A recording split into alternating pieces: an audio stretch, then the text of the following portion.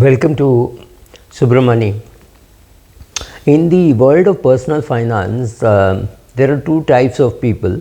I'm talking among advisors. One, those who say that you should be very frugal or frugal because very frugal is a little overdoing.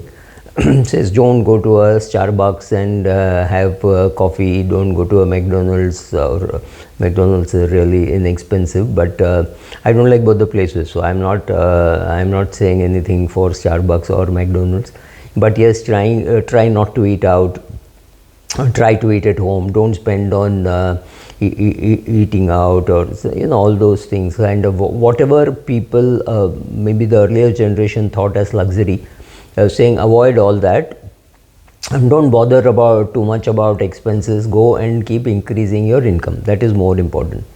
And the other set which says look, none of these things are important, just keep increasing your income, because these are small things, right?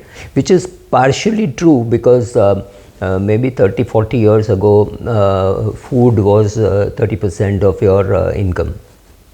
Today for most people I know, it would be down to 2-3% of your monthly income would be spent on food. So it's not really much. Any great change there doesn't really matter. But of course, when I say eating out is not just food, it is luxury, in the sense that it is lifestyle choice where you eat. I mean, eating a vada pav for 15 rupees or 20 rupees is very different from eating out in a 5-star hotel just because you've got a 30% discount or 50% discount or anything like that.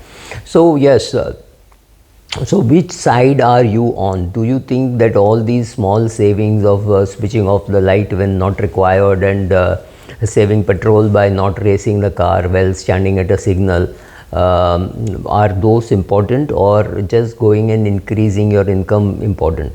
One thing about expenses, there's a limit to how much you can cut. Let's say your household expenses are 80,000 rupees. All these small cuts, I'm not saying that they are insignificant. All these small cuts will save you 3,000-4,000 rupees, and a very difficult life also. Sometimes when you switch off the light and then you fall because there was not adequate light, sounds very stupid, right? So you try to save maybe 80 rupees and you spend 80,000 rupees in the hospital because you got a sprain or a slight simple fracture. You don't want to do both those things, right? You want to be frugal. It is always worth being frugal because it's a good habit and it gives you more money, and in the initial stages of your life it teaches you to create a surplus for you to invest. Maybe at the age of 40 or 50, it may not matter how much you're spending on electricity or how much you're spending on even spending on eating out, because the percentage to the total income is insignificant. But when you are 21 or 23 and you've just started earning, and then all these things matter, because that is your biggest expense. You're staying with your parents, you're not paying rent, you're not paying for food. So all the money that you spend on your phone and on your gadgets and on your eating out, on going out with friends, going to a disc, all these things matter. So saving there helps you in two ways. One, it gives you a little more surplus to invest, and second, it gives you a less expensive lifestyle that you are following, which means tomorrow when you're planning for something else, you know that this much surplus you can create from your existing income. Tomorrow, once you're married, you have children and all that, then you will need to know from where to pluck those extra rupees to achieve your what would now become more important goals. So there are what all can you do? So first is those which are time consuming, which give a very little gain, okay, unless you really enjoy doing it, making your own soap or things like that, right? So it does not, the payoff is not much. How much would you be spending on soap anyway? How much would you be spending on detergent to wash your clothes? It's not a big amount. It may look like a big amount, but even if you're buying one box of soap costing 250 rupees, you buy one box maybe every 2 months, right? So it's not really a big thing. So maybe you buy 6 boxes a year, that is 1500 rupees. How much can you save on 1500 rupees? So make sure that you're not giving too much attention to the trivia and wasting time there. The second is things which provide a small payoff, quick things which provide small payoff, because there are so many of these opportunities that which are really the bread and butter of the financial services gyan.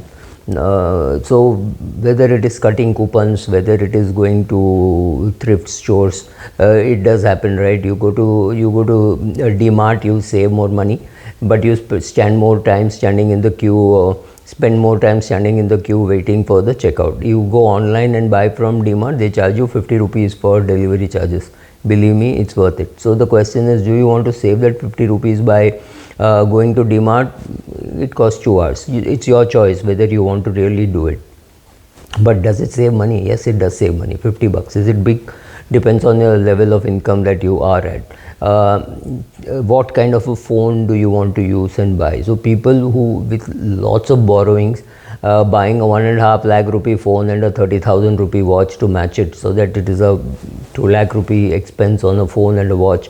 It's not too much. But if you're earning only 50,000 rupees a month and you're running a family and you have a child who is in school, etc., maybe 2 children in school, this is something which you can't afford. Not because it is not because the phone is not good or anything like that, but you can't afford. You can't afford to put 2-3 months income into one gadget. It's just not worth it, right? It has to be a much better ratio. So see the vehicle you drive, the house you live, the gadgets that you use should match somewhat with the income that you have. So that is a completely different reason. But yeah, that is one difficult and time consuming thing which may provide big payoffs.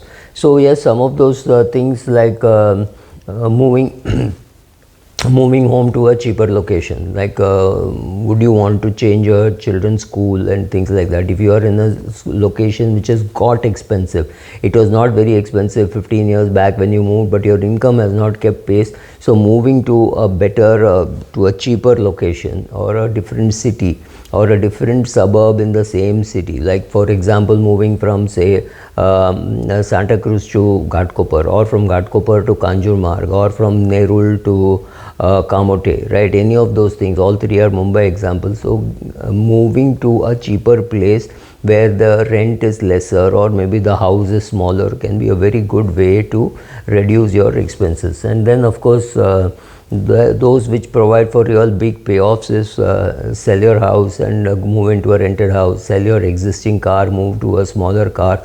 All these things provide the big payoff. In fact, I am convinced that the biggest payoffs are in your biggest expenses, which has to be housing and transportation. And those are the biggest expenses. So when anybody picks up their expenses and says this is where I am spending, I realize that the biggest expense is in the vehicle that they use. If you have a vehicle costing 30 lakhs, well, the